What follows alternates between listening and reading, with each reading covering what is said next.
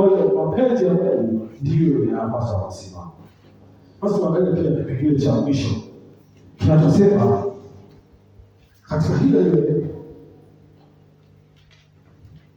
Warumi 8:26-27 tuko kule mstari kule, yeye hutuombea kwa kuugua kusikiliza mtambo, kusikiliza mtambo. Kwa hiyo kipengele kikasema kutoa maombi yenye uzito wa kiroho. Yeye anaachia maombi yenye uzito wa kiroho.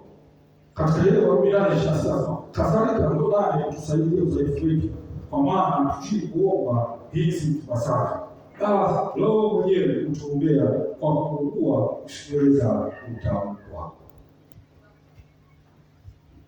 Kuugua kusikiliza kutamkwa. Tuliangalia mifano ya watu watatu hapo asubuhi. Niombe tena watu watatu kwa haraka. Watatu kwa haraka. Mfano ule watu watatu kwa haraka. Bwana Yesu asifiwe. Sasa wewe kwa sababu ni mfano, wewe ndio muombaji, Roho Mtakatifu na Mungu Baba. Ni mfano tu.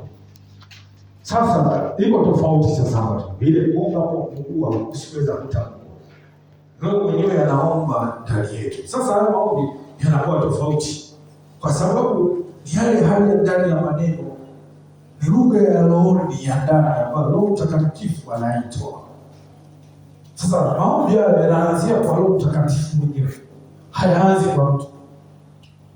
Bwana Yesu asifiwe. Ni Roho Mtakatifu anapozungumza, anakuwa anaugua kwa maneno, lugha ya ndani ya roho. Ni hali ya kuugua kwa ndani kusikotoka maneno. Kwa hiyo anapokuwa anazungumza yale maneno, Roho Mtakatifu ndio anazungumza ndani ya moyo wa huyu muumini. Kwa hiyo anakuwa anazungumza, kile kuzungumza kwake ndiko maneno yanatoka kupitia midomo. Bwana Yesu asifiwe. Kwa hiyo yale maombi si kazi ya matokeo ya huyu. Akili na ufahamu wake hazina matunda yoyote. Kwa hiyo haya ni maombi ambayo yanakwenda kwa mtumishi wa Mungu. Roho Mtakatifu anazungumza ndani ya moyo, akiachia sasa. Roho Mtakatifu ni anakuwa ni huyu anazungumza mtumishi wa Mungu, lakini si maneno yake, ni maneno ya Roho Mtakatifu yanatoka moja kwa moja kwenda kwa Mungu. Bwana Yesu asifiwe sana. Tusipojazwa Roho Mtakatifu, na maana hatuwezi kuwa na maombi ya namna hii. Roho Mtakatifu ni muhimu sana katika maisha. Naweza. Kwa hiyo Bwana Yesu asifiwe. Kwa hiyo anatuombea sio katika maneno ya kawaida ya midomo, lakini katika hali ya ndani kabisa, maana ya chini. Lugha ya roho isiweza kutamkika kwa maneno ya kuugua, isiweza kutamkika, lakini maneno yenye nguvu mno mbele za Mungu. Ni maneno yenye hali uzito wa kiroho ipitayo akili na maarifa ya kibinadamu. Bwana Yesu asifiwe. Yeye ni Roho Mtakatifu. Yeye ni Roho Mtakatifu. Kwa hiyo kuugua tunamaanisha kwamba hiyo milio ya ndani sio kwa maneno. Kule kuugua kwa ndani, sauti ya roho inayolia mbele za Mungu, lakini inatoka kwa Roho Mtakatifu juu ya huyo mtu, juu ya taifa, juu ya kanisa.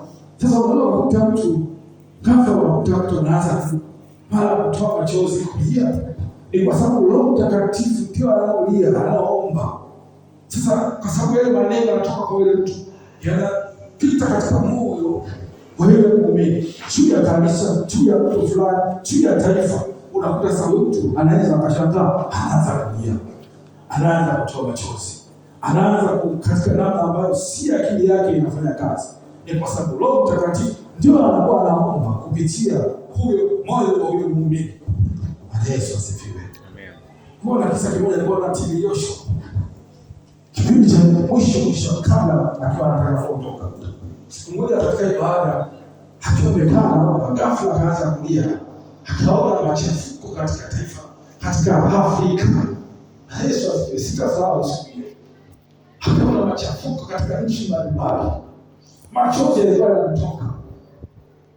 Kwa hiyo sasa, katika hali ya namna hiyo, unakuta mtu machozi yanatoka, si kwa sababu kwa sababu Roho Mtakatifu ndio ameachilia maombi ya kuomba. Inawezekana ameona hatari, ameona kifo kinakuja huko mbele, ameona kuna ajali ya ndege itakuja. Bwana Yesu asifiwe. Anaachilia kilio cha namna hiyo. Sasa haya ni matokeo ya sisi kuwa na Roho Mtakatifu ndani. Tusipokuwa na hali hiyo, haya mambo tutayaona kwa historia tu. Tutajua Mungu. Bwana Yesu asifiwe. Kwa hiyo yeye ni muhimu sana katika maisha. Na Baba katika hiyo Wakorintho wa kwanza sura ya 14 na mstari wa 15 tulisoma leo. Mtume Paulo anasema nitaomba kwa Roho, nitaomba kwa akili pia. Nitaimba